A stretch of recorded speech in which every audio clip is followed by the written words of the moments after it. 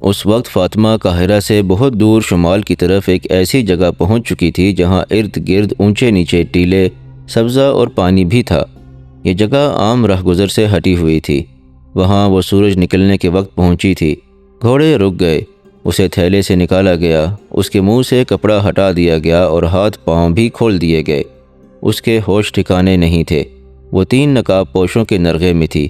3 گھوڑے کھڑے تھے۔ فاطمہ چیخنے چلانے لگی۔ نقاب پوشوں نے اسے پانی پلایا اور کچھ کھانے کو دیا۔ وہ ہاتھ نہیں آ رہی تھی۔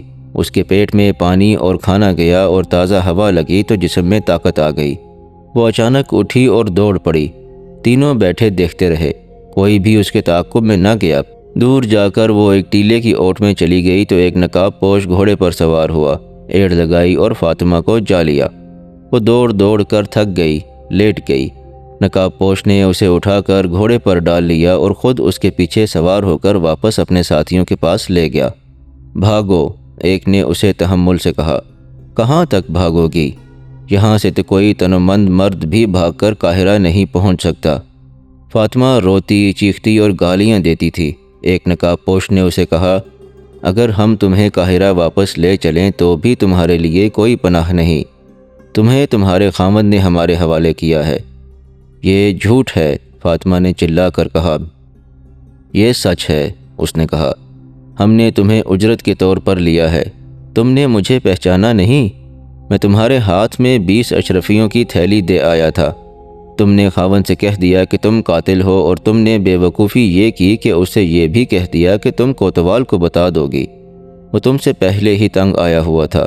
اس کی داشتہ نے اس کے دل پر اور اس کی عقل پر قبضہ کر لیا تھا۔ میں تمہیں یہ نہیں بتا سکتا کہ وہ لڑکی کون ہے اور کہاں سے آئی ہے اور کیا کرنے آئی ہے۔ دوسرے دن تمہارا خاوند ہمارے ٹھکانے پر آیا۔ ایسا بے ایمان آدمی ہے کہ اس نے ہمیں خضر الحیات کے قتل کے عوض 50 اشرفی اور سونے کے 2 ٹکڑے دینے کا وعدہ کیا تھا، مگر کام ہو گیا تو صرف 20 اشرفی بھیجی۔ میں نے تمہیں استعمال کیا اور یہ رقم تمہارے ہاتھ میں دے دی تاکہ تمہیں بھی اس راز کا علم ہو جائے۔ ہمارا تیر نشانے پر بیٹھا۔ دوسرے دن وہ ہمارے ٹھکانے پر آیا اور 50 اشرفیاں دینے لگا۔ سونے کے ٹکڑے پھر ہضم کر رہا تھا۔ میرے ان ساتھیوں نے کہا کہ اب ہم بہت زیادہ اجرت لیں گے۔ اگر وہ نہیں دے گا تو ہم کسی نہ کسی طرح کوتوال تک خبر پہنچا دیں گے۔ اسے اب خطرہ یہ نظر آ رہا تھا کہ تمہیں بھی پتہ چل گیا تھا کہ قاتل وہی ہے۔ اس کا علاج اس نے یہ سوچا کہ ہمیں کہا کہ تم میری بیوی کو اٹھا لے جاؤ، میں تمہارے لیے راستہ صاف کر دوں گا۔ ہم جان گئے کہ وہ اپنی داشتہ کے زیر اثر تم سے جان چھڑانا چاہتا ہے، اور اب وہ اس لیے تمہیں غائب کرنا چاہتا تھا کہ تم اس کے جرم کی گواہ بن گئی ہو اور اسے کہہ بھی چکی ہو کہ تم کوتوال کو خبر دے دو گی۔ فاطمہ کے آنسو خشک ہو چکے تھے۔ وہ حیرت زدہ ہو کر ان تینوں کو باری باری دیکھتی تھی۔ ان کی صرف آنکھیں نظر آتی تھیں۔ یہ آنکھیں ڈراؤنی اور خوفناک تھیں۔ ان کی زبان میں مٹھاس اور اپنائیت کی جھلک ضرور تھی۔ انہوں نے اسے دھمکی نہیں دی بلکہ سمجھانے کی کوشش کر رہے تھے کہ اس کا تڑپنا، رونا اور بھاگنا بیکار ہے۔ میں نے تمہیں دیکھا تھا، نقاب پوش نے اسے کہا۔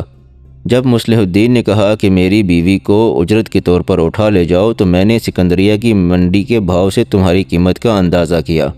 تم ابھی جوان ہو اور تم حسین بھی ہو، تم بڑے اچھے داموں بک سکتی ہو۔ ہم مان گئے۔ اگر تمہارا خاوند ہمیں اتنی زیادہ اجرت نہ دیتا تو ہم نے اسے بتا دیا تھا کہ اسے زندہ نہیں رہنے دیا جائے گا اور اس کی داشتہ کو اغوا کر لیا جائے گا۔ اس نے ہمیں بتایا کہ آج رات اس کے گھر پر کوئی ملازم نہیں ہوگا، کتا بھی بندھا ہوا ہوگا، البتہ بڑا دروازہ اندر سے بند ہوگا کہ تم دیکھ لو تو شک نہ کرو۔ ہم تینوں نے ایک دوسرے کے اوپر کھڑے ہو کر تمہارے گھر کی دیوار پھلانگی۔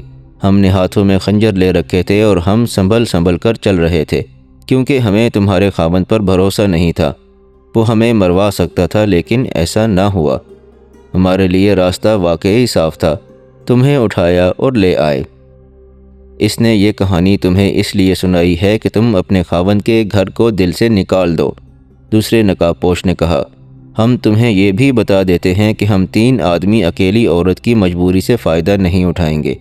ہم بیوپاری ہیں، کرائے کا قتل اور اغوا ہمارا پیشہ ہے۔ ہم تمہارے جسم کے ساتھ کھیل کر خوش ہونے والے نہیں۔ 3 مرد ایک عورت کو اغوا اور مجبور کر کے تفریح کریں تو یہ کوئی فخر والی بات نہیں۔ تم مجھے سکندریہ کے بازار میں بیچو گے؟ فاطمہ نے بے بسی کے لہجے میں پوچھا۔ میری قسمت میں اب عصمت فروشی لکھی ہے؟ نہیں، ایک نقاب پوش نے جواب دیا۔ عصمت فروشی کے لیے جنگلی اور صحرائی لڑکیاں خریدی جاتی ہیں۔ تم حرم کی چیز ہو، کسی باعزت امیر کے پاس جاؤ گی۔ ہمیں بھی تو اچھی قیمت چاہیے۔ ہم تمہیں مٹی میں نہیں پھینکیں گے۔ تم اب رونا اور غم کرنا چھوڑ دو تاکہ تمہارے چہرے کی دلکشی اور رونق قائم رہے، ورنہ تم عصمت فروشی کے قابل رہ جاؤ گی۔ تھوڑی دیر کے لیے سو جاؤ۔ یہ دیکھ کر کہ ان لوگوں نے اس کے ساتھ کوئی بیہودہ حرکت نہیں کی، دست درازی نہیں کی، فاطمہ کو کچھ سکون سا محسوس ہوا۔ وہ رات بھر اذیت میں بھی رہی تھی۔ تھیلے میں دوہری کر کے اسے بند کیا گیا تھا، جسم درد کر رہا تھا۔ وہ لیٹی اور اس کی آنکھ لگ گئی۔ تھوڑی ہی دیر بعد اس کی آنکھ کھل گئی۔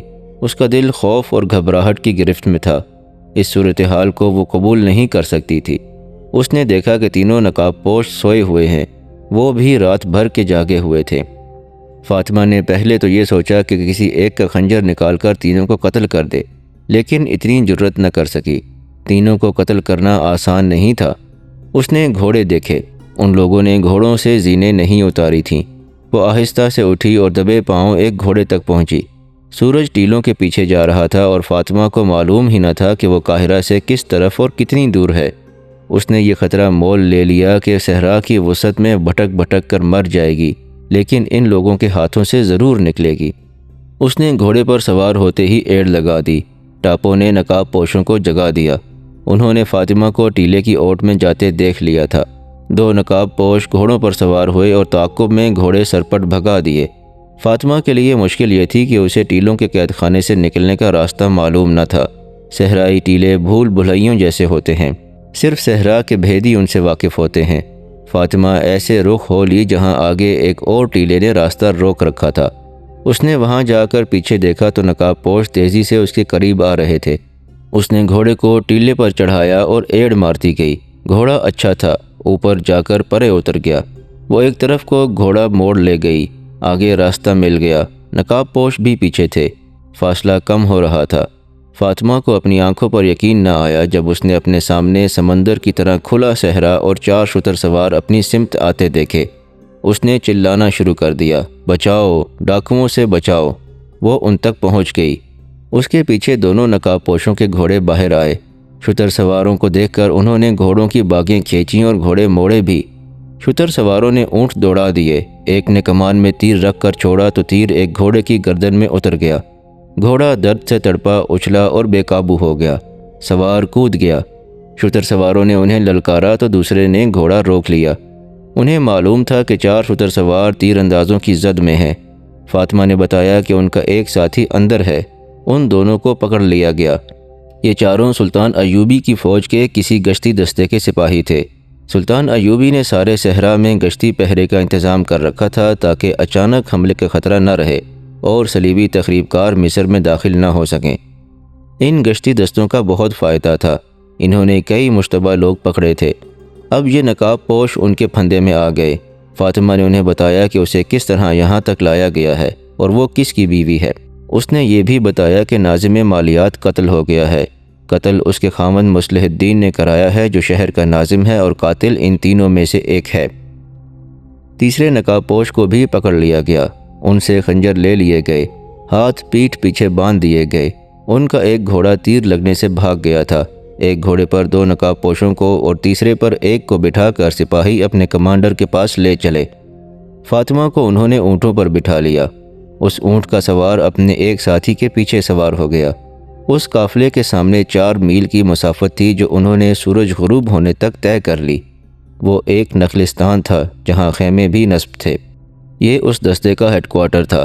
فاطمہ کو اس کماندار کے سامنے پیش کیا گیا۔ تینوں نقاب پوشوں کو پہرے میں بٹھا دیا گیا۔ انہیں اگلے روز قاہرہ بھیجنا تھا۔ صلیبیوں نے یہ فیصلہ کر لیا تھا کہ وہ کرک میں بیٹھے بیٹھے سلطان صلاح الدین ایوبی کا انتظار نہیں کریں گے۔ انہوں نے فوج کو تقسیم کرنا شروع کر دیا۔ فرانس کی فوج کو انہوں نے سلطان ایوبی کی فوج کو راستے میں روکنے کے لیے تیاری کا حکم دیا۔ ریمانڈ کی فوج مسلمانوں پر عقب سے حملے کے لیے مقرر ہوئی۔ کرک کے قلعے کی دفاع کے لیے جرمنی کی فوج تھی، جس کے ساتھ فرانس اور انگلستان کے کچھ دستے تھے۔ انہیں جاسوسوں نے بتا دیا تھا کہ سلطان ایوبی نئی فوج تیار کر رہا ہے۔ صلیبی حکمرانوں نے اس اقدام کا جائزہ لیا کہ وہ صلاح الدین ایوبی کے ٹریننگ کیمپ پر حملہ کر کے پیچھے ہٹائیں گے، لیکن ان کی انٹیلیجنس نے اس تجویز کی مخالفت کی۔ دلیل یہ دی کہ سلطان صلاح الدین ایوبی نے دفاع کی 3 تہیں بنا رکھی ہیں، جن میں ایک تہ متحرک ہے۔ اس کے علاوہ وہ اس کے دیکھ بھال کے دستے دور دور تک گھومتے پھرتے رہتے ہیں اور صحرا میں ہلتی ہوئی ہر چیز کو قریب جا کر دیکھتے ہیں۔ ان دفاعی انتظامات کو دیکھ کر صلیبیوں نے اس حملے کا خیال دل سے نکال دیا۔ ایک امریکی مصنف اینٹنی ویسٹ نے متعدد مورخوں کے حوالے سے لکھا ہے کہ صلیبیوں کے پاس صلاح الدین ایوبی کی نسبت 4 گنا فوج تھی، جس میں ذرہ پوش پیادہ اور سوار دستوں کی بہتات تھی۔ اگر یہ فوج صلاح الدین ایوبی پر براہ راست حملہ کر دیتی تو مسلمان زیادہ دیر جم نہ سکتے، مگر صلیبی فوج کو شوبک کی شکست میں جو نقصان اٹھانا پڑا تھا، اس میں ایک دہشت بھی تھی جو میدان جنگ سے بھاگے ہوئے فوجیوں پر طاری تھی۔ صلیبیوں کا مورال متزلزل تھا، جس کی ایک مثال تو یہ تھی کہ شوبک کو وہ لوہے کا کلا سمجھتے تھے۔ وہ اپنی فوج کو صحرا میں بھیج کر اس خوش فہمی میں مبتلا ہو گئے تھے کہ سلطان ایوبی کو کلوں سے دور ہی ختم کر دیں گے۔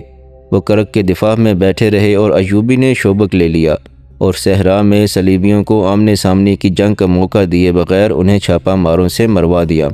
اس کی آگ کی ہانڈیوں نے گھوڑوں اور اونٹوں کو اتنا دہشت زدہ کیا کہ خاصے عرصے تک جانور معمولی سی آگ دیکھ کر بھی بدک جاتے تھے۔ اینٹنی ویسٹ نے ثبوت بھی مہیا کیا ہے کہ صلیبی فوج مختلف بادشاہوں اور ملکوں کی مرکب تھی جو بظاہر متحد تھی، لیکن یہ اتحاد برائے نام تھا۔ ہر بادشاہ اور اس کی فوج کا اعلیٰ کمانڈر ملک گیری اور بادشاہی کی توسیع کا خواہش مند تھا۔ ان میں صرف یہ جذبہ مشترک تھا کہ مسلمان کو ختم کرنا ہے، مگر ان کے دلوں میں جو اختلافات تھے وہ ان کے فیصلوں پر اثر انداز ہوتے تھے۔ مورخ لکھتے ہیں کہ صلیبی سازشوں کے ماہر تھے اور مسلمانوں کے جس علاقے پر قابض ہو جاتے تھے وہاں قتل عام اور آبرو ریزی شروع کر دیتے تھے۔ اس کے برعکس صلاح الدین ایوبی محبت اور اخلاقی قدروں کو ایسی خوبی سے استعمال کرتا تھا کہ دشمن بھی اس کے گرویدہ ہو جاتے تھے۔ اس کے علاوہ اس نے اپنی فوج میں یہ خوبی پیدا کر دی تھی کہ 10 سپاہیوں کا چھاپا مار دستہ 1000 نفری کے فوجی کیمپ کو تہس نہس کر کے غائب ہو جاتا تھا۔ یہ لوگ جان قربان کرنے کو معمولی سی قربانی سمجھتے تھے۔ سلطان صلاح الدین ایوبی جس انداز سے میدان جنگ میں تھوڑی سی فوج کو ترتیب دیتا تھا، وہ بڑی سے بڑی فوج کو بھی بے بس کر دیتی تھی۔ شوبک اور کرک کے میدان میں بھی اس نے اسی جنگی دانشمندی کا مظاہرہ کیا تھا۔ صلیبیوں نے اس کا جائزہ لیا، اپنی فوج کی جسمانی اور جذباتی کیفیت دیکھی تو انہوں نے براہ راست حملے کا خیال چھوڑ دیا اور کوئی دوسرا ڈھنگ سوچ لیا، لیکن اس ڈھنگ کے متعلق بھی انہیں شک تھا۔ اس کا علاج انہوں نے یہ کیا کہ مصر میں بغاوت بھڑکانے اور سوڈانیوں کو مصر پر حملہ کرنے پر اکسانے کا اہتمام کر لیا۔ مصر کے نائب ناظم امور شہری مصلح الدین کی طرف سے انہیں امید افزا رپورٹیں مل رہی تھیں۔ وہاں ابھی یہ اطلاع نہیں پہنچی تھی کہ مصر کا ناظم مالیات خضر الحیات قتل ہو گیا ہے اور مصلح الدین پکڑا گیا ہے۔ کرک تک یہ اطلاع پہنچنے کے لیے کم از کم 15 دن درکار تھے، کیونکہ راستے میں صلاح الدین ایوبی کی فوج تھی۔ قاصد بہت دور کا چکر کاٹ کر اور قدم پھونک پھونک کر کرک جا سکتے تھے۔ بہت دنوں کا چلا ہوا ایک قاصد اس رات وہاں پہنچا جس رات فاطمہ اغوا ہوئی تھی۔ اس نے رپورٹ دی کہ بغاوت کے لیے فضا سازگار ہے، لیکن سوڈانی ابھی حملے کے لیے تیار نہیں ہیں۔ ان کے ہاں گھوڑوں کی کمی ہے، ان کے پاس اونٹ زیادہ ہیں، انہیں کم و بیش 500 اچھے گھوڑوں کی ضرورت ہے، اتنی ہی زینے درکار ہیں۔ فرانسیسی فوج کے کمانڈر نے کہا کہ 500 گھوڑے فوراً روانہ کر دیے جائیں اور ان کے ساتھ صلیبی فوج کے 5-7 افسروں کو بھی بھیج دیا جائے جو سوڈانیوں کی جنگی اہلیت اور کیفیت کا جائزہ لے کر حملہ کرائیں۔ صلیبیوں کے پاس گھوڑوں کی کمی تھی۔ انہوں نے کرک میں اعلان کر دیا کہ مصر پر حملے کے لیے 500 گھوڑوں کی فوری ضرورت ہے۔ عیسائی باشندوں نے 3-4 دنوں میں گھوڑے مہیا کر دیے جو ایسے راستے سے روانہ کر دیے گئے جس کے متعلق یقین تھا کہ وہ پکڑے نہیں جائیں گے۔ ان کا رہنما وہی جاسوس تھا جو گھوڑے مانگنے آیا تھا۔ وہ سوڈانی تھا اور 3 سال سے جاسوسی کر رہا تھا۔ ان گھوڑوں کے ساتھ 8 صلیبی فوج کے افسر تھے جنہیں سوڈانی حملے کی قیادت کرنی تھی۔ انہیں یقین دلایا گیا تھا کہ صلاح الدین ایوبی کی فوج کو یہاں سے نکلنے نہیں دیا جائے گا۔ سلطان صلاح الدین ایوبی کو صرف یہ معلوم تھا کہ مصر کے حالات ٹھیک نہیں، لیکن اسے یہ معلوم نہیں تھا کہ حالات آتش فشاں پہاڑ بن چکے ہیں جو پھٹنے والا ہے۔ علی بن سفیان نے اسے یہ تسلی دے رکھی تھی کہ اس نے جاسوسی کا جو جال بچھایا ہے وہ خطروں سے قبل از وقت خبردار کر دے گا۔ انہیں خضر الحیات کے قتل اور مصلح الدین کی گرفتاری کا بھی علم نہیں تھا۔ قیاس بلبیس کو مشورہ دیا گیا تھا کہ وہ سلطان صلاح الدین ایوبی کو اطلاع بھجوا دے، لیکن اس نے یہ کہہ کر اس مشورے پر عمل نہیں کیا تھا کہ تفتیش مکمل کر کے اصل صورتحال سے سلطان ایوبی کو آگاہ کرے گا۔